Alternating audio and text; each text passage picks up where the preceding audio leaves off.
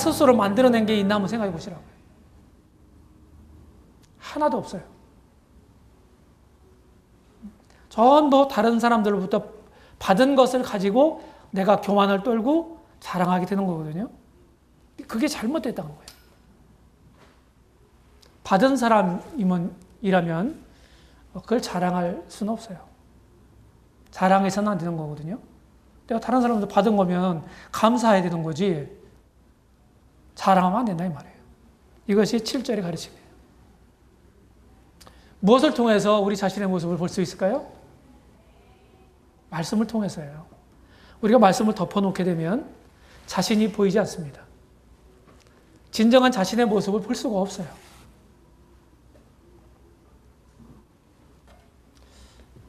아침에 거울 보셨나요? 안 보신 분 손 들어보세요. 거울 안 보신 분. 요새는 뭐 세면장에 전부 거울이 붙어 있기 때문에 안 볼 수가 없잖아요. 우리 외모를 비춰주는 것이 거울이잖아요. 유리로 되어 있는 거울. 우리 자신, 우리 속 사람을 비춰주는 거울이 뭐예요? 하나님 말씀이다 이 말입니다. 하나님 말씀이 우리 자신을 비춰주는 걸 봐야 되는 거예요. 말씀을 통해서. 그 말씀을 펴지 않으면 내 자신을 볼 수가 없다는 거죠.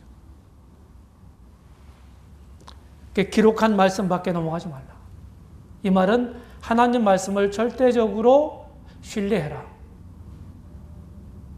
그래서 성경적이라고 하는 말이 무슨 말이냐? 성경에서 하라고 하는 것을 하고 하지 말라고 하는 것을 안 하는 게 성경적인 거예요.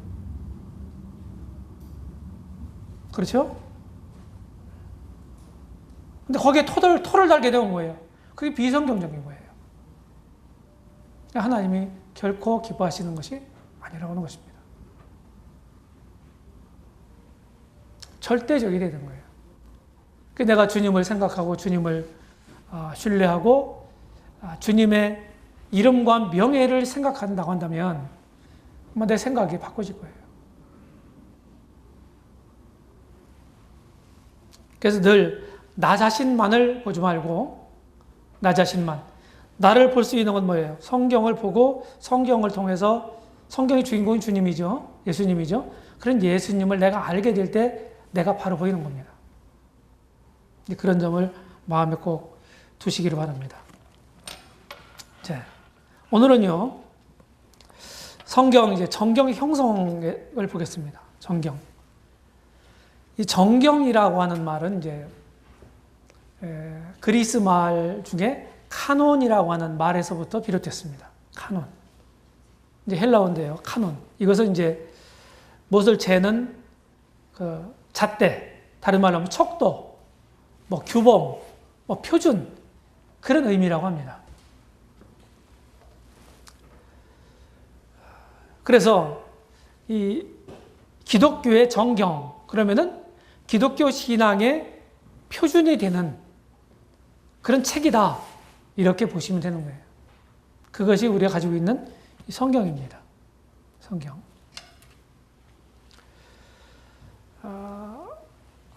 지금 우리가 이제 그 신구약 정경을 66권을 가지고 있죠.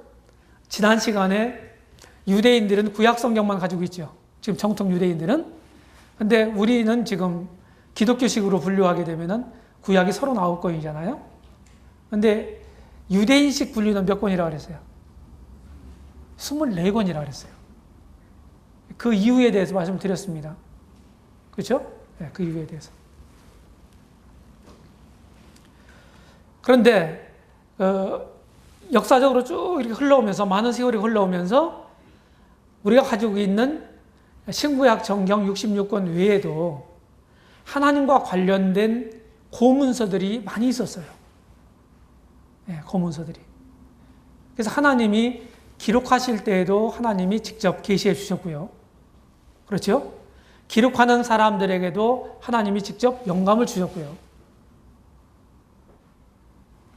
그리고 조금 이따 얘기하겠지만 사본을 기록할 때도 철저하게 하나님이 개입하셨고 그 사본과 번역본들이 보존되는 데에도 하나님 개입하셨어요.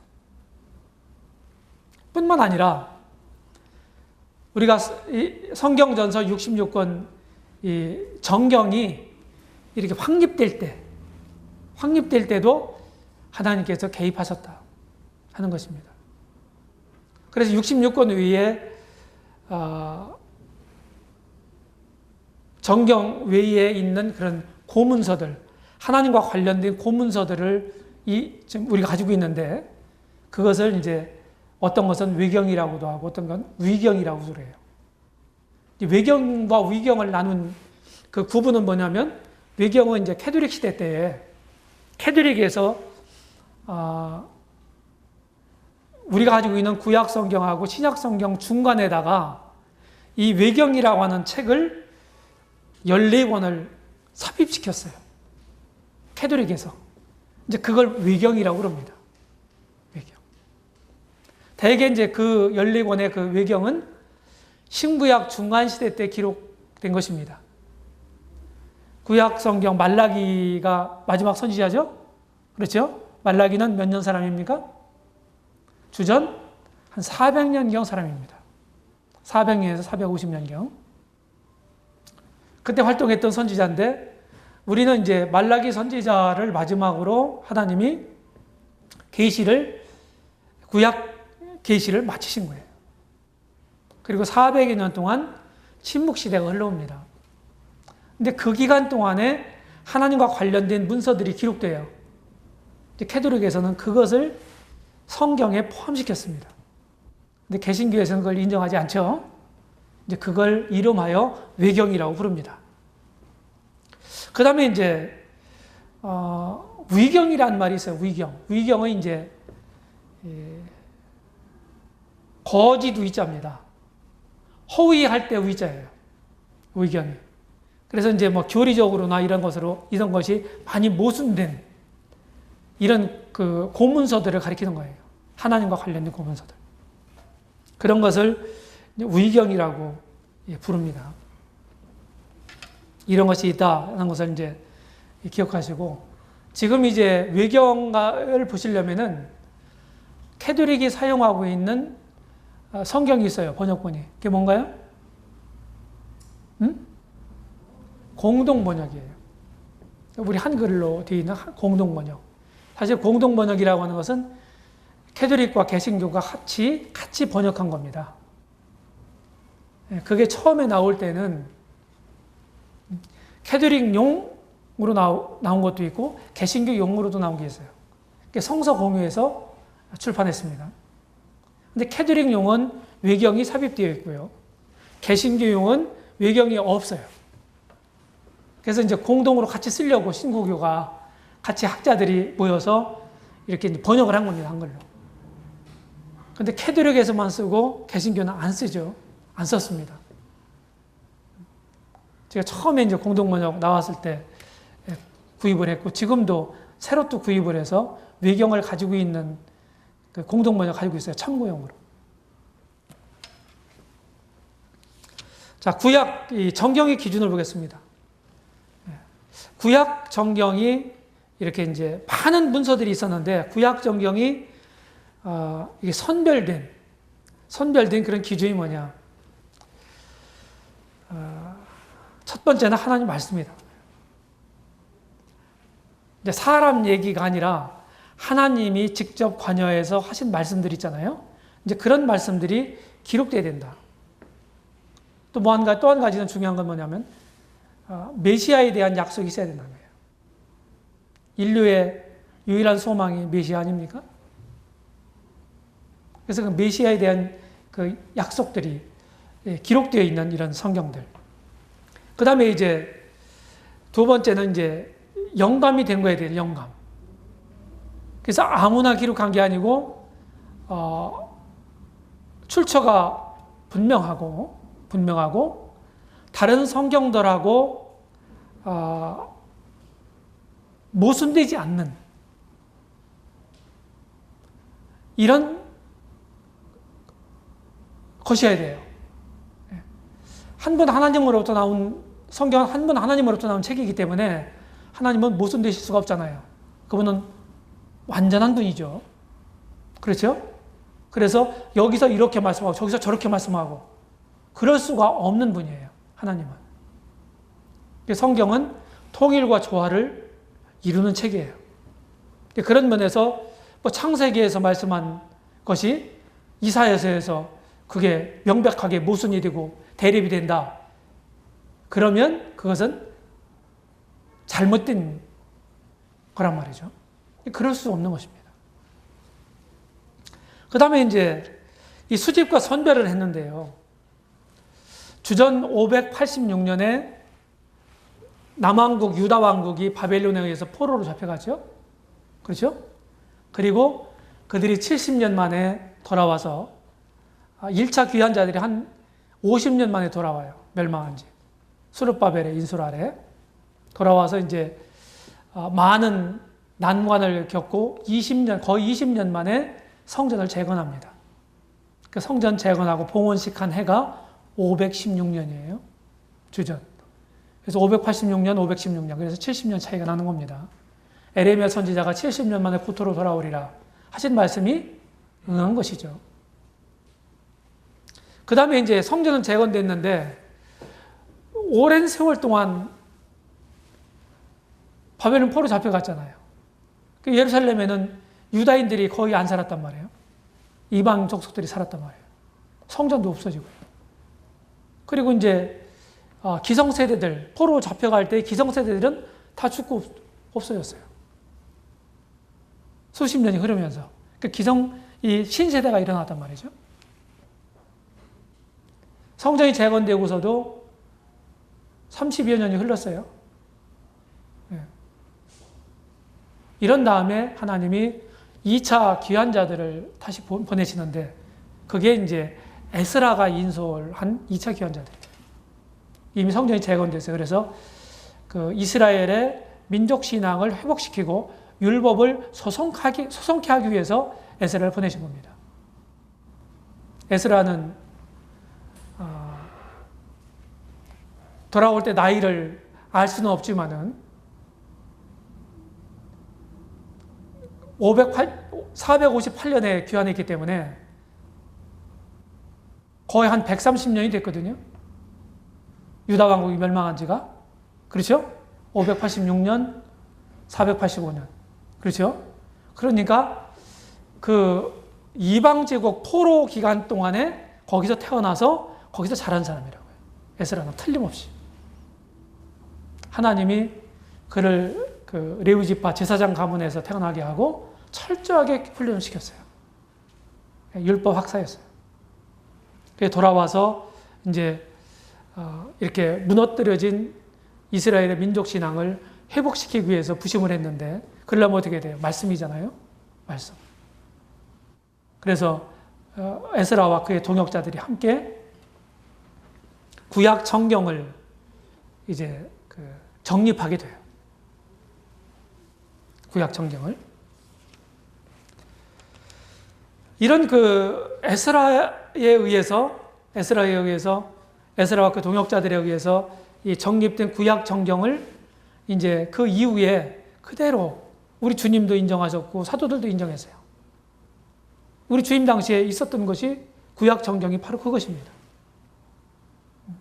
유대인들이 가지고 있어 24권의 성경이죠. 유대인식 분류죠. 그 다음에 이제 신약 성경이 있습니다. 신약 성경.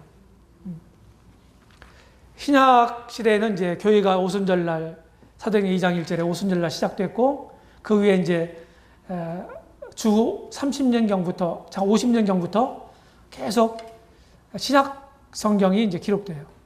신약 성경이. 이제 그런 책들을 모아서 정립하게 되는데 많은 논란이 있었죠. 오랜 세월 동안에. 그렇지만은 결국은 지금 우리가 가지고 있는 27권의 신약 성경이 완성이 됩니다. 신약 성경의 기준은요, 계시성, 물론 구약 성경도 마찬가지죠. 예수 그리스도에 대한 것을 나타내는 이런 기록이어야 되죠. 그 다음에 사도들과 사도들의 동시대에 사도들과 동역했던 이런 믿음의 사람들에 의해서 기록됐단 말이에요. 신약성경은 대부분 사도들이 기록했고 몇 권만? 야고보서, 유다서, 또 누가복음, 사도행전, 마가복음 이 5권, 뭐 히브리서까지 하면 6권. 사도들이 21권을 기록했어요. 그리고 나머지는 5, 6권은 사도들의 동역자들에 의해서 기록됐다 하는 것입니다. 그래서 사도성이 있어야 돼요. 사도성. 마가 같은 경우에도 주님을 목격했죠. 그래서 마가복음에 기록되어 있는 청년이 벌거벗은 채로 이불을 두르고 도망 이렇게 했던 그런 사람이 마가라고 학자들은 보는 겁니다. 그 다음에 성령성. 이 성령의 역사에 의해서 우리 주님에 대한 신앙의 고백이나 교훈이어야 된다 하는 것이죠. 그 다음에 보편성. 얼마나 많은 교회들이 인정했냐. 처음에는 특별히 야고보서라든지 몇 권의 책들이 학자들마다 이렇게 좀 이의를 제기하는 것들이 있었어요. 그런데 나중에는 전부 수용이 됐다고 하는 것입니다. 그 다음에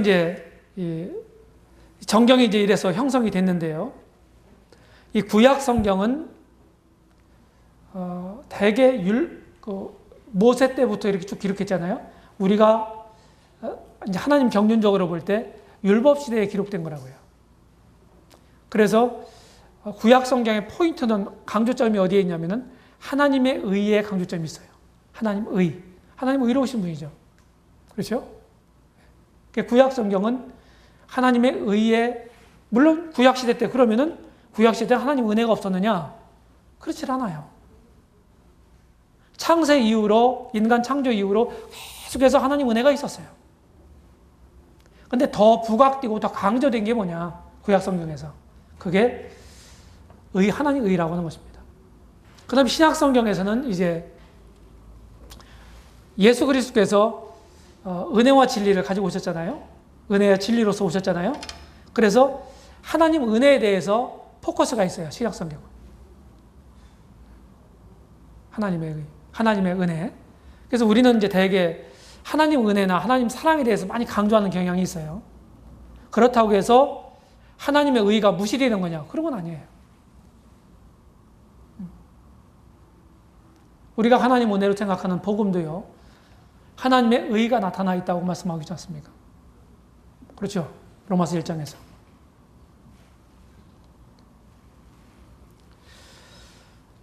그래서 현재 우리가 가지고 있는 구약 성경이 에스라에 의해서 정경화가 됐고, 그 다음에 신구약 중간 시대 때 주전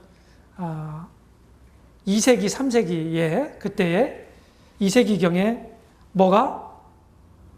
구약 성경을 히브리어로 된 구약 성경을 헬라어로 번역하는 작업이 있어요. 그것은 소위 70인역이라고 그러는데요. 알렉산드리아에 유대인들이 거의 절반 정도 살고 있었다고 합니다. 알렉산드리아는 BC 4세기에 헬라의 알렉산더 대왕이 세운 도시예요. 자기 이름을 따서. 거기에 기독교가 굉장히 번성했던 도시가 됐는데, 거기에 유대인들이 거의 절반 정도 대도시였는데, 한 2분의 1 정도 점령하고 있었다는 거예요. 그래서 그들의 요구로, 거기는 그 사람들은 디아스포라잖아요. 그 헬라 말을 쓰고 있는 사람들, 유대인들이에요. 그러니까 그들의 요구에 의해서 헬라어로 성경이 번역이 됩니다. 그걸 보고 70인역이라고 해요. 굉장히 중요한 역할을 교회사적으로 했죠. 70인역이. 그 다음에 1947년에 이스라엘 동남쪽으로 가면은, 예루살렘 동남쪽으로 가면은 뭐가 있냐면은 사해가 있어요. 여리고 조금 밑에 있습니다. 거기에 서북쪽으로, 사해 서북쪽으로 조금 사해 인근에 쿰난 동굴이 있습니다. 거기에는 유대교의 한 파였던 SNF파가 공동체를 이루고 있었던 곳이에요. 침례 요한이 SNF파의 한 일원으로 봅니다. 굉장히 그분들은 SNF파는 굉장히 금욕적인 사람들이었어요. 말씀이 아주 철저했던 사람들이에요. 금욕적이고. 그런 사람들이 이제 거기서 공동체를 이루고 살았는데 그 잔재들이 다 발굴이 됐어요. 그래서 거기에 가면 많은 동물들이 있어요. 천연 동물들이. 거기 항아리에다가 두루마리를 다 보관했는데 거기는 건조하잖아요. 기후가. 그래서 잘 보존될 수가 있었죠. 건조하기 때문에 부패하지 않고. 거기서 한 목동에 의해서 사해사본이 발견됩니다. 그 내용하고 우리가 가지고 있는 이 구약 성경하고 쭉 대조해 보니까 똑같은 거예요. 그래서 구약의 정경성이 다시 한번 확인이 됐다고 하는 것입니다. 그 다음에 이제 신약 성경은 이 말씀드린 것처럼 하나님의 은혜를 강조하죠. 하나님의 은혜. 그래서 히브리서라든지 요한 2서, 3서, 베드로 후서, 유다서, 계시록 이런 6권의 신약 성경이 논란이 좀 있었는데 주후 397년에 칼타코라고 하는 도시에서 교회 회의를 했어요. 리더 회의를. 제일 최초의 이제 교회 리더 회의가 사도행전 15장에 나오는 예루살렘에서 하죠. 이제 그것이 기독교 시대에도 계속 그걸 했어요. 콘스탄틴이 치세 때부터 계속 했는데 그때 이제 27권에 우리 가지고 있는 27권의 성경을 다 정경으로 다 수용을 합니다. 그래서 이 논란은 일단락이 돼버려요. 그리고 이제 그때보다 397년 신약 정경 27권을 공인한 이전에도 활동했던 교부들이 있잖아요. 이레니우스라든지 또 터툴리안이라든지 이런 그 교부들에 의해서 우리가 사용하고 있는 신약 성경이 전부 성경으로 성서로 이렇게 인정이 됐습니다. 예. 또 유세비우스라든지 교회 역사가가 있잖아요. 예. 이분도 이 주님이 살던 시대에 살았던 사람이에요. 근데 이분도 여기에 잘못된 것 같으네요. 그 뒤 사람입니다. 저기가 표시가 잘못됐네요. 현대 표시가. 이렇게 오래 살 수는 없죠. 이렇게 해서 나중에 이제 삼위일체 논란이 있을 때 아타나시우스라는 사람이 이런 얘기를 했어요. 4세기에 살았던 사람인데 300년대에 신약 정경 목록을 이 아타나시우스가 만들었어요. 383년에 교황이던 다마소 1세의 주도로 논란이 있었지만 397년 칼타코 교회에서 확정됩니다. 그러니까 아타나시우스가 신약 정경의 목록을 만들고 그런 것들이 이제 뭐 처음에 이렇게 얘기하면은 사람들이요 자기들 의견을 쫙 얘기를 해요. 지금도 마찬가지예요. 지금도 이제 잘 들어보지 않았던 그런 얘기들을 하게 되면은 어떻게 됩니까? 자기 의견들을 거기에 대해서 얘기를 하거든요. 이제 그걸 논란이라고 말할 수 있죠. 그 잘못됐다고는 얘기는 아니죠.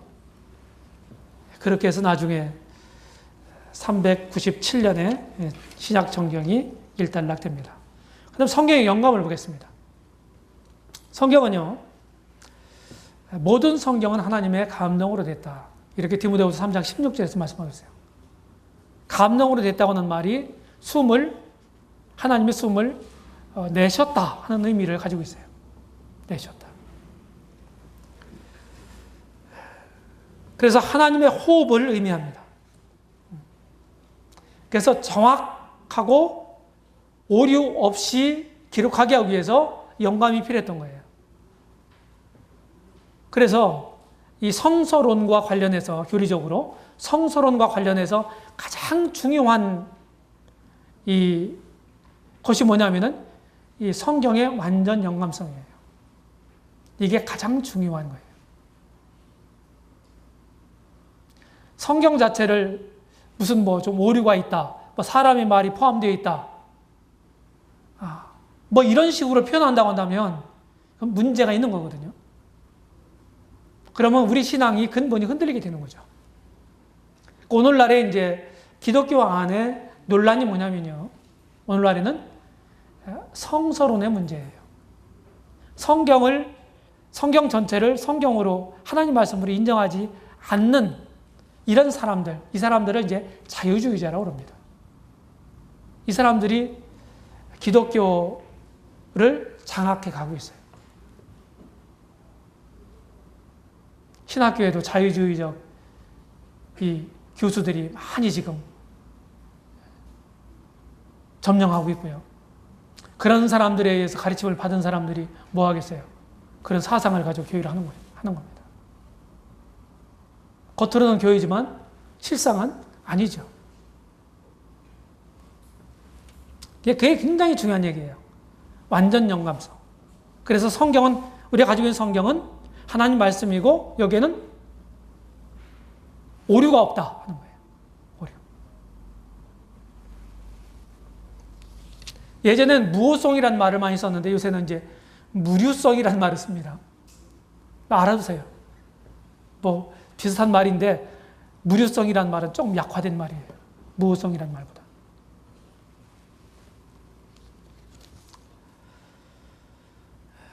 성경의 영감을 보게 되면은 사람들이 이제 여기에 이제 여러 가지 설이 있을 거 아니에요. 기계적 영감설이 있는데 그거는 하나님이 불러주신 대로 그냥 받아 적었다. 쉽게 얘기하면 인간적인 생각이나 어떤 그 사람의 어떤 자라온 어떤 배경이나 어떤 인성이나 이런 것들이 전혀 개입할 여지가 없이 그냥 기계적으로 기록했다 하는 의미입니다. 이 기계적 영감설이 그런 것은 아닙니다. 그 다음에 이제 동력적 영감설이 있어요. 이건 이제 무슨 말이냐면 성령이 성경을 기록한 사람들의 성격이나 사상이나 언어나 이런 데에다가 성화적 감화를 주셨다. 그래서 그걸 기록하게 했다. 이렇게 이제 생각하는 거고 기록된 말씀 자체가 영감된 게 아니라는 또 주장을 해요. 그 안에 있는 뭐가요? 그 정신, 그것이 영감된 거다. 이렇게 얘기를 하는 사람, 이것도 우리가 동의할 수가 없어요. 우리가 이제 인정하고 믿는 것은 유기적 영감설입니다. 유기적 영감설. 이게 무슨 말이냐면은 하나님이 어떤 사람을 택하셔가지고 당신의 말씀을, 계시의 말씀을 기록하게 하셨는데 그런데 그 사람의 개성이라든지 학식이라든지 경험이라든지 배경이라든지 이런 모든 것들을 다 총동원해서 하나님이 말씀하는 그런 계시의 말씀을 기록하게 하셨다는 거예요.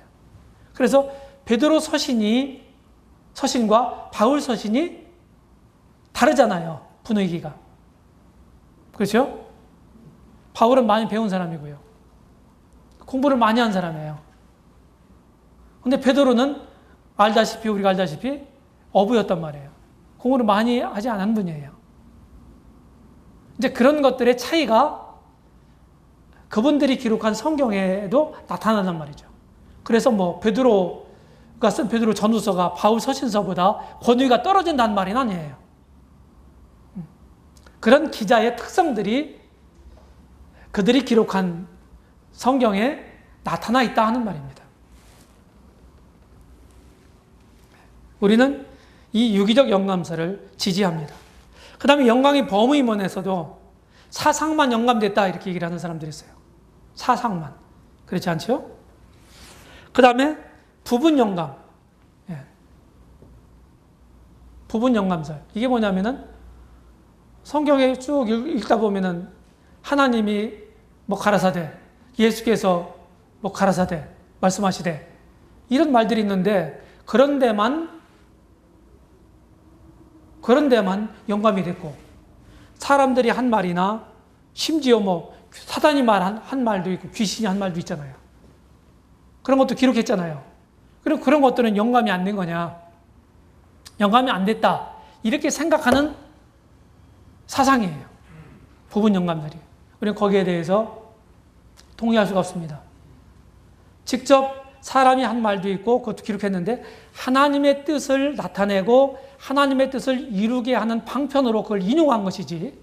인용했어요. 그러니까 전체적으로 전부 결국은 그런 말들을 직접 인용하긴 했지만 하나님의 뜻을 이루는, 하나님의 뜻을 나타내는 그런 것으로 사용한 것입니다. 우리가 어떤 글을 쓸 때나 이렇게 말씀을 전할 때에도 예화라는 걸 하잖아요. 예화. 그렇죠? 예화. 그런 것들도 뭡니까? 하나님 말씀은 아니지만 그런 걸 통해서 뭐예요? 하나님 말씀을 나타내는 거란 말이에요. 의미를. 그렇죠? 그래서 우리는 성경 한자 한자마다 전부 하나님이 다 관여하시고 완벽하게 영감됐다 하는 완전 영감, 축자 영감, 이 견해를 우리는 지지합니다. 여기에 우리가 타협하게 되면요, 우리 신앙이 흔들리게 되어 있습니다.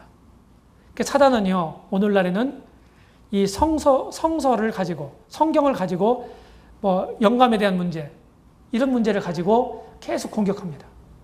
그래서 우리 기독교 신앙을 무너뜨리고 있는 거예요. 초대교회 때는 기독론의 문제였어요. 예? 예수님이 하나님이냐. 삼위일체 논란에서도 항상 문제가 뭐냐면은 성부 하나님에 대해서는 크게 문제가 안 됐습니다. 문제가 뭐냐면 제2의 성자 하나님에 대한 문제였어요. 기독론의 문제였어요. 초대교회 때는. 그런 다음에 이제 캐톨릭 시대 때, 중세 때는 무슨 문제였냐면은 구원론의 문제였어요. 구원론. 종교개혁 이후에 그 문제가 일단락됐죠. 그리고 이제 1856년인가 이때부터 자유주의가 시작됐는데요. 이때부터 이제 이 사람들은 성경의 이적이나 천사나 주임 당시에 사두개인들처럼 부활도 안 믿고 지옥도 안 믿고 천국도 안 믿고 영도 안 믿고 이적도 안 믿고 인간의 이성으로 납득이 되지 않는 것들은 전부 안 믿는 거예요. 성경에 그런 게 얼마나 많이 있어요. 이 사람들이 자유주의자들이에요. 그리고 자기들이 그리스도인이라고 자처하는 것입니다. 그런 건 아니죠. 네. 우리 주님이 마태복음 5장 18절에 말씀하시기를 천지가 없어지기 전에는 율법의 1.1획도 반드시 없어지지 아니하고 다 이루리라, 이렇게 말씀하셨습니다. 영감이 왜, 이 증거가 뭡니까? 우리가 이제 이런 부분과 생각하면서 이제 이런 용어를 좀 정리할 필요가 있어요. 계시란 말이 있어요. 계시. 그 다음에 영감이란 말이 있습니다. 그 다음에 조명이란 말이 있어요. 조명이란 말 쓰죠? 때때로 이제 어떤 예술인들이 영감 받아가지고 내가 이걸 작곡했다. 영감 받아가지고 내가 이걸 그렸다. 무슨 영감을 받아가지고 무슨 시를 썼다. 이런 표현들을 쓰거든요. 그런데 그렇게 말하는 거하고 우리가 말하는 영감하고는 다른 개념입니다. 계시라고 하는 말은 그냥 보여준다, 나타내 보여준다 하는 뜻을 가지고 있어요. 그래서 계시라고 하는 것은 어떤 이 진리의 발견과 관련이 있어요. 계시는 몰랐던 걸 알게 되는 거죠. 영감이란 말은 그 계시된 말씀을 기록하는 것과 관련이 있어요. 다시 말하면 진리의 기록과 관련이 있다. 조명은 영감으로 기록된 하나님 말씀을 이해하는 것과 관련이 있어요.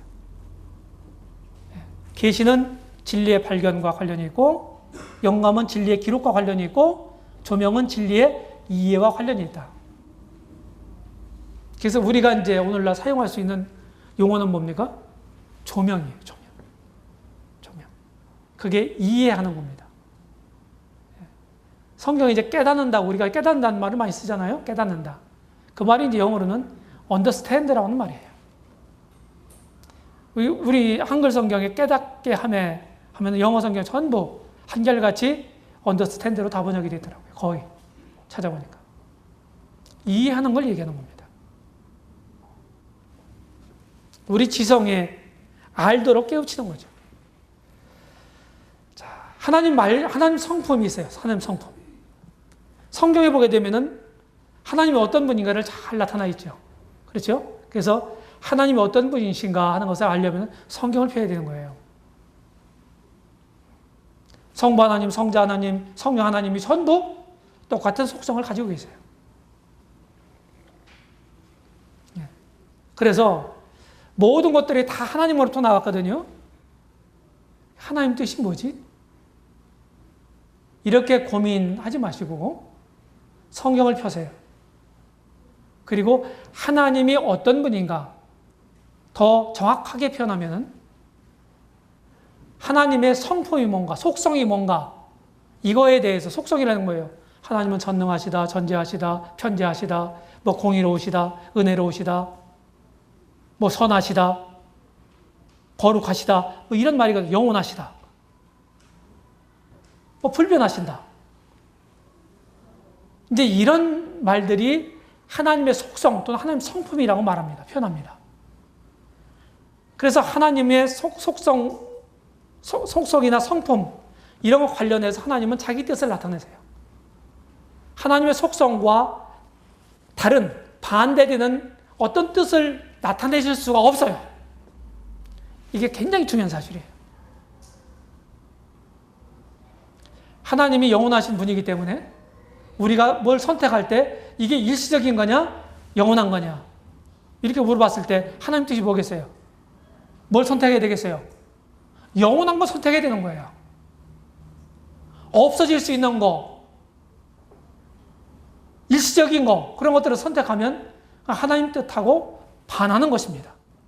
반드시 하나님도 기뻐하시지 않을 뿐더러 나도 후회하게 돼요. 결국은.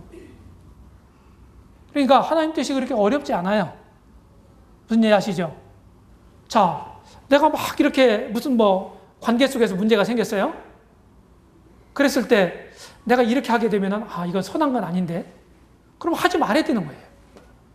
하나님 선하신 분이니까 악하게 하는 것을 하나님은 원하시지 않는 거거든요.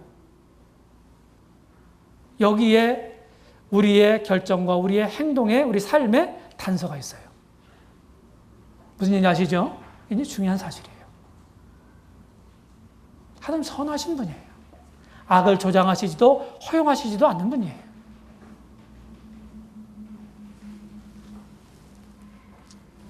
하나님은 또 어떤 분이에요? 이기적인 분이에요? 이타적인 분이에요?